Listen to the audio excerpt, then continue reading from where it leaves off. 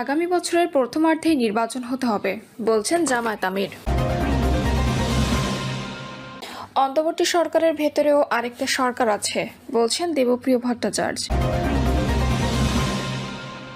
শুধু সংবিধান নয়, বাস্তবে স্বাধীন নির্বাচন কমিশন চায় বিএনপি। এবং সর্বশেষ জানাবো, ছেড়ে দেওয়া সে আসামিকে ফের গ্রেপ্তার করল পুলিশ। শুনছিলেন সংবাদ শিরোনাম, এবারে বিস্তারিত। আগামী বছরের প্রথমার্ধেই নির্বাচন হতে হবে বলছেন জামায়াত আমির।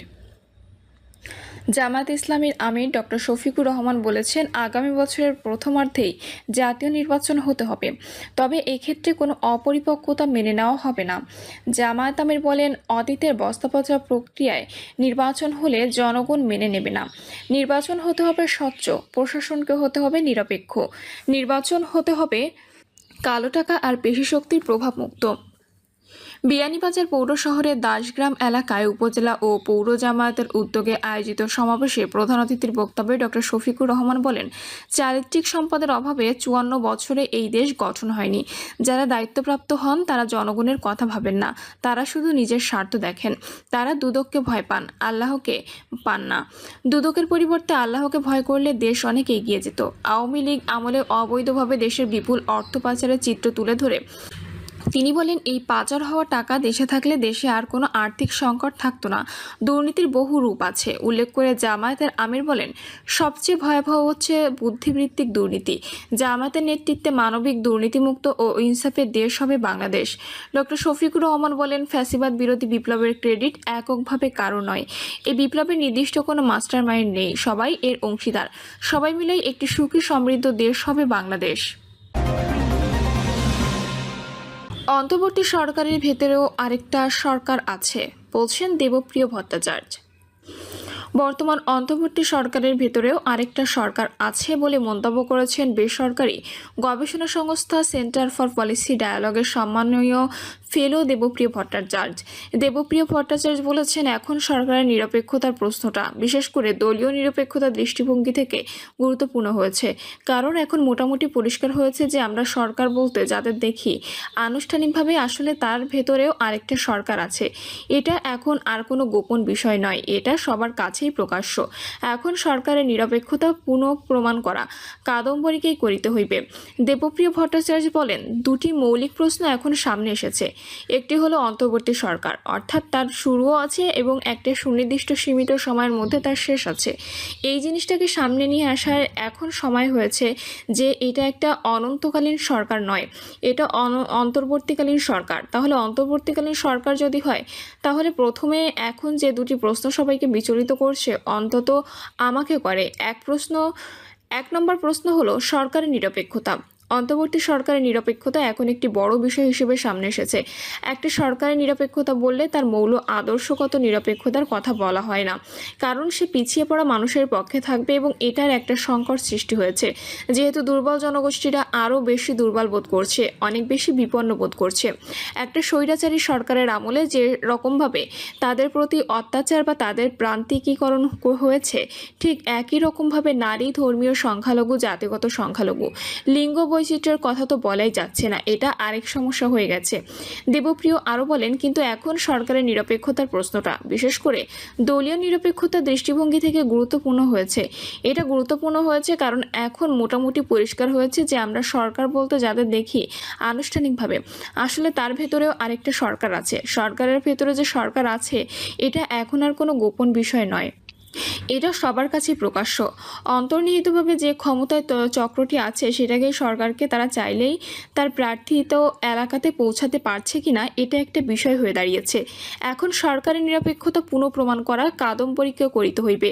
অন্তর্বর্তী সরকার চাইলেও এখন একটা ভালো নির্বাচন করতে পারবে কিনা, বৈঠকে সেই প্রশ্ন রেখে অর্থনীতিবিদ দেবপ্রিয় ভট্টাচার্য বলেন, আপোষ, আতাত বা সিট ভাগাভাগি নির্বাচন নয়, একটা প্রকৃত নির্বাচন যেখানে মানুষ ভোট দেওয়ার পর শান্তি শান্তিতে থাকবে।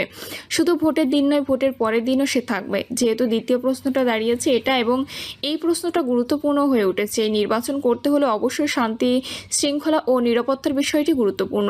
আমরা খুব ভালো বুঝছি যে প্রশাসনিক ক্ষমতা ও প্রচলিত আইন শৃঙ্খলা রক্ষাকারী বাহিনী দিয়ে এটা করা সম্ভব নয়। সেনাবাহিনীর বৃহত্তর অংশগ্রহণ ব্যতি রেখে এটা করা সম্ভব নয়। আমি সাধারণভাবে বুঝি যে 3-4 মাসের মধ্যে তাদের মাঠে থাকতে হবে এবং তারা আসার পরেই প্রথমে অস্ত্র উদ্ধারের কাজটা করতে হবে। একই রকমভাবে হয়তো স্থানীয় প্রশাসনের সঙ্গে যুক্তভাবে তারা কি করবে, সেক্ষেত্রে in aid two civil administration অথবা স্ট্রাইকিং ফোর্সের বাইরে গিয়ে কিছু একটা হতে হবে এবং সেনাবাহিনীর আরেকটু প্রত্যক্ষ সক্রিয় অংশগ্রহণ লাগবে উল্লেখ করে দেবপ্রিয় বলেন। কিন্তু সরকারের সঙ্গে সেনাবাহিনীর সম্পর্ক মানুষের দুশ্চিন্তার কারণ হিসেবে আবির্ভূত হয়েছে। ফলে সরকারের নিরপেক্ষতা ও সরকারের সক্ষমতা, এই দুটো বিষয় এখন দুটো বড় প্রশ্ন। যেহেতু এটা অন্তর্বর্তী সরকার, আমি মনে করি সরকারের সময় হয়েছে একটা ডেস্ক ক্লিয়ারিং লিস্ট করার।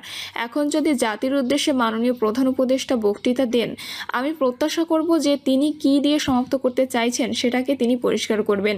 যেসব সংস্কারের উদ্যোগ নিয়েছিলেন সেগুলো কোথায় কোথায় তিনি শেষ করবেন, কোথায় কোথায় অংশগ্রহণ করবেন। দেবপ্রিয় ভট্টাচার্য আরও বলেছেন, সংস্কার একটা অব্যাহত প্রক্রিয়া।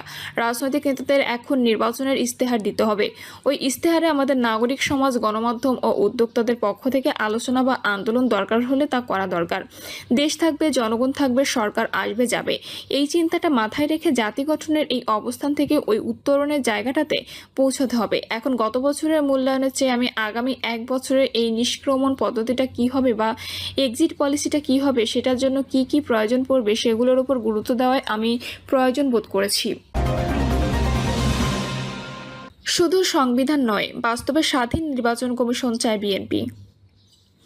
বিএনপির স্থায়ী কমিটির সদস্য সালাউদ্দিন আহমেদ বলেছেন, নির্বাচন কমিশনের স্বাধীনতা শুধু সংবিধানে উল্লেখ থাকলেই যথেষ্ট নয়, তার কার্যকর স্বাধীনতা নিশ্চিত করতে হবে উপযুক্ত নিয়োগ প্রক্রিয়ার মধ্য দিয়ে।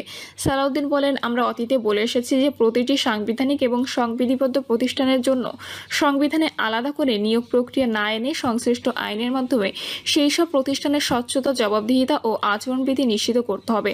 তবে নির্বাচন কমিশনের বিষয়টি সংবিধানে আলাদা করে উল্লেখ করা যায়। এই ক্ষেত্রে আমরা একমত।